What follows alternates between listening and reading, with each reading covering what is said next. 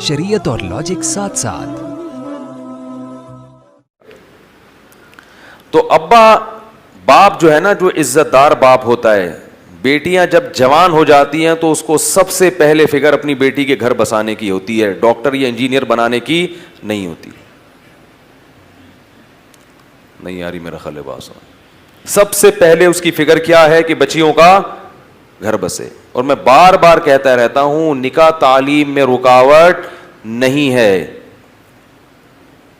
Doctor بنانا ہے, شادی کر کے اپنی بیوی کو خود ہی بنا دو. باپ کی ذمہ داری نہیں ہے کہ بچی کو انجینئر یا ڈاکٹر بنائے یا پی ایچ ڈی کروائے, کیونکہ باپ کا اس بیٹی سے براہ راست مفاد نہیں ہے.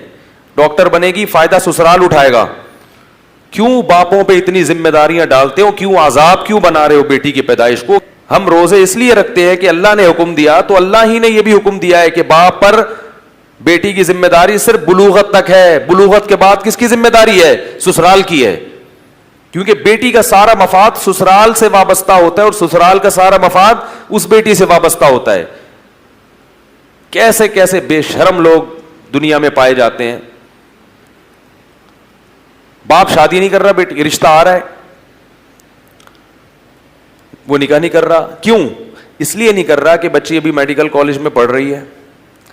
تو میں نے کہا کہ میڈیکل کالج میں پڑھنے کی فیسیں آپ بھر رہے ہو, بچی کو رخصت کر دو, سسرال کے ذمہ ڈال دو کہ ہماری بچی کے MBBS کے 2 سال رہ گئے, کیونکہ فائدہ تمہیں کو ہوگا, یہ 2 سال تم کراؤ گے, ہم نہیں کرائیں گے. سسرال اتنا بے غیرت اور بے شرم ہوتا ہے, ابھی گالیاں دینے پر میرے دل چاہ رہا ہے خادم حسین کو بلاؤں گا میں اسپیشل اس کام کے لیے. اتنے بے شرم ہے نا یہ داماد آج کا, اس زمانے کا, جو داماد اور بے غیرت میں کوئی فرق نہیں ہوتا. سارے بے شرم بے غیرت پتہ نہیں ہمارے ملک میں کیوں پیدا ہو گئے ہیں. شرم نہیں آتی کہ تم کسی کی باپ پر ذمہ داری ڈال رہے ہو کہ تمہاری بیوی کو وہ پڑھائے, فائدہ تم اٹھاؤ گے, تو تم خرچ کرنے کے لیے کیوں آمادہ نہیں ہوتے؟ تم بولو رخصت کرو, ہم اس کو باقی تو 2 سال MBBS کے وہ میں مکمل کراؤں گا, میری بیوی ہے. لیکن نہ ساس اس کے لیے تیار ہوگی اور نہ سسر. تو اس کا عذاب یہ آتا ہے کہ جب دوسرے کی ذمہ داری اٹھانے کے لیے تیار نہیں, تو اللہ تمہاری اولاد کو عذاب بنا دیتا ہے تمہارے لیے کہ بھگتو. خود دوسرے پہ خرچ کرنے کے لیے تیار نہیں, تو اللہ تمہارے خرچے تمہاری بیٹیوں پہ کراتا ہے پھر, اور پھر ان سے نکاح کے لیے کوئی تیار نہیں ہوتا. تو اللہ کے بندو اس کلچر کو تبدیل کرو. دیکھو صحیح ہے, بخاری کی حدیث ہے, رسول اللہ صلی اللہ علیہ وسلم نے صحابی کا نکاح کرایا صحابیہ سے. کس بات پر؟ کہ تمہیں جتنا قرآن یاد ہے تم اس کو بھی سکھا دینا. ان صحابیہ نہیں تھوڑی کہا ایکچولی ابھی تو میں حفظ کر لوں گی, حافظہ عالم بن سکتی ہوں, شادی کے بعد تو اتنے مسائل ہیں, کہاں پڑھا جاتا ہے, کہاں, وہ تو بھائی پہلے ہی پڑھ لو. نہ بھائی, یہ پڑھا دیں گے تمہیں, کچھ بھی نہیں ہوتا, اتنا مسلط نہیں کرنا چاہیے, سب کچھ ہو جاتا ہے نکاح کے بعد بھی. میں نے جو تعلیم حقیقت میں حاصل کی ہے نا, پڑھائی, وہ شادی کے بعد کی ہے.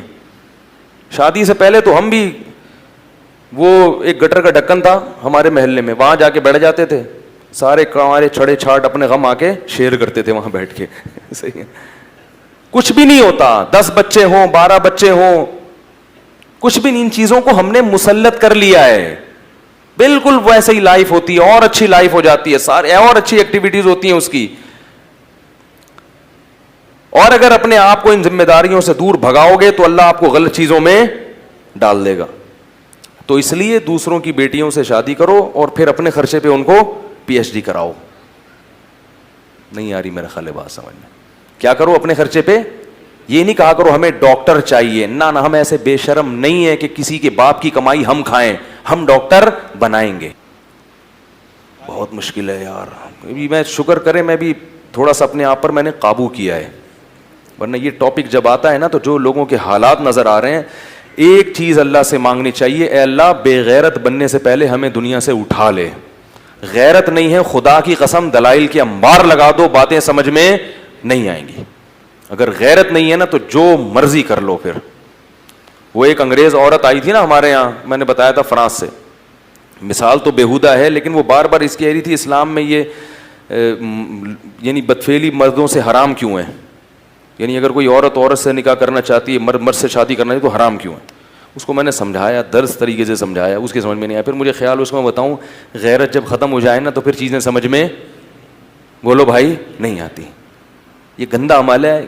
آپ بھنگی کو سمجھاؤ کہ یہ گٹر ہے, بدبودار ہے, وہ کہے گا میں تو ڈبکیاں لگاتا ہوں, مجھے بڑا مزہ آتا ہے. او بھائی, اس میں وہ چیز ہی حصی ختم ہو گئی ہے صفائی ستھرائی کی. اب آپ بھنگی کو بولو گوں گوبر, وہ کہے گا اتنی میٹھی میٹھی باتیں میرے سامنے نہیں کیا کرو, وہ یہی کہے گا نا. کسی عام آدمی کے سامنے کرو گے بار بار کیا گوبر گوں, کیا منہ سے وہ اچھی چیز کا نام لو. بھنگی کے سامنے جتنا گوں گوبر کرو گے وہ خوش ہوگا, کہیں کسی کا گٹر تو نہیں بند ہے, مجھے لے جاؤ یار, مجھے پیسے ملیں گے. تو حقیقت ہے کہ جب اذا فاتک الحیاء فافعل ما شئت, جب حیا ختم ہو جائے تو پھر جو چاہے کرو. تو بچی بالغ ہوتے ہی اس کی شادی ہونی چاہیے, اور آگے ساری تعلیم وہ کہاں جا کے حاصل کرے گی, سسرا. اور پریگنینسی یہ تعلیم میں رکاوٹ نہیں ہے. آپ یورپ امریکہ میں وہاں کی خواتین سے پوچھو, پریگنینسی کے دوران یونیورسٹیوں میں جاتی ہیں, پڑھتی ہیں, سب کچھ ہوتا ہے. یہ ہم نے ہوا بنا لیا ہے. ان کے ہاں جو ہو رہا ہے وہ صحیح ہے, اور ہمیں جو ہے نا پتہ نہیں کس لائن پہ لگا دیا. کب سے جیت بن جائے صداقت ہو تو ایسی ہو, مزاروں غار کے ساتھی رفاقت ہو.